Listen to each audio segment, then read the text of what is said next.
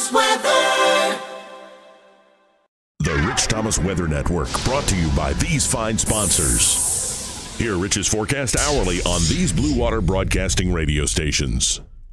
Hey, good morning, everybody. On this Monday morning, it is the 8th day of January. Time as I make this is 4:23 a.m. And boy, we have a lot to talk about, and I'm going to try to stay on subject here. For the next 3 or 4 minutes, I'm going to give you the headlines, but you need to read the blog update below with all the graphics and all the details to know what to expect at your house from this potent storm system. You and I, if you're a regular viewer of this or the blog, we've been talking about this particular storm for a few weeks now because it stood out like a sore thumb several days ago. All right, so here's the deal. Today you have a chance to get ready for this storm system. I've got us around 56 for a high temperature. The winds will pick up during the day. Winds are going to be a big deal with this storm system. More on the winds in just a moment. Secure loose objects around the yard because I think some trees are going to come down and there's going to be a lot of problems with power outages as well. But today we're mainly dry. I think after 3 p.m. there could be some scattered showers and then an increasing chance of rain and thunderstorms as we go through the overnight hours tonight. And as you're going to see in the graphics below on the blog update, the models kind of disagree on when the main line of storms will reach the I-65 corridor. For instance, you're going to see one model that takes it in around 3 a.m.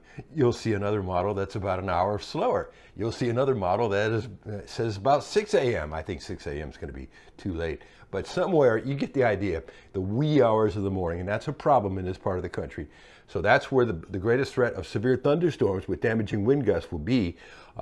Most of us are at least in a marginal severe weather risk from Tuscaloosa, Tuskegee on southward. So that's a big area. And then you get into, when you get from, let's say, from Selma to Troy, you get into that level 2 yellow area where the tornado threat starts to pick up. And then when you get into southwest Alabama, you're in an enhanced level 3 risk.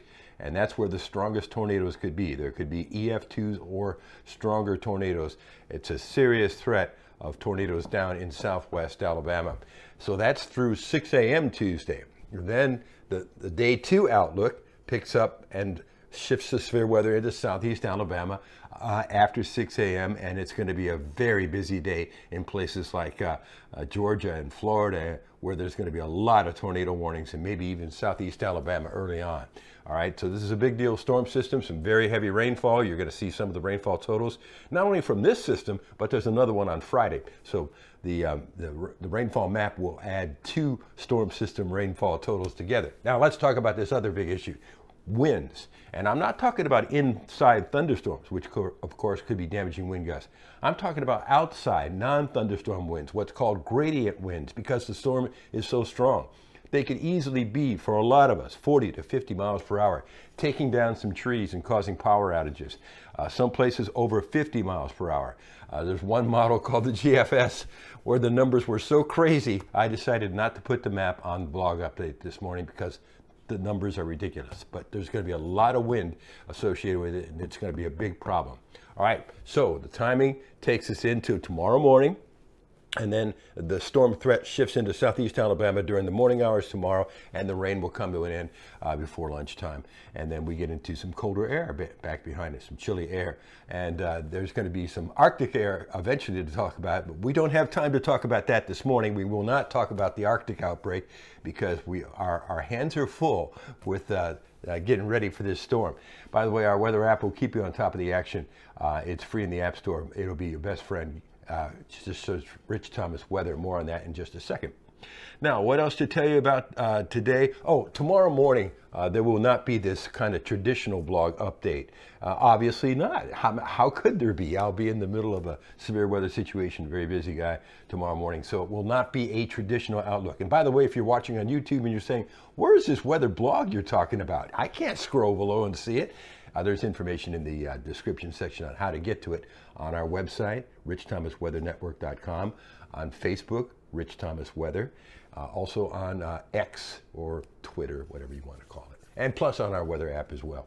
So that's the headlines. There's a lot to talk about. There's another big deal storm system this coming Friday, but let's take these one at a time.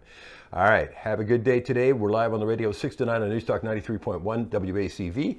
And, your forecast whenever you want it across the dial on the Blue Water family of stations. That's 8 radio stations. All right, you're up to date. I know this was a long update, and I'm sorry, but there's a lot going on. There's simply no doubt about it. Our weather app is going to be your best friend in this storm situation with radar, future radar, instant push notifications for severe weather alerts, plus a listing of all the alerts, and there's a bunch of them, plus hourly forecast, 10 days forecast, updates, and access to all my tweets and blog updates and videos as well, and a whole lot more. Go to the App Store. It's free. Just search Rich Thomas Weather. Get it on your phone or tablet today.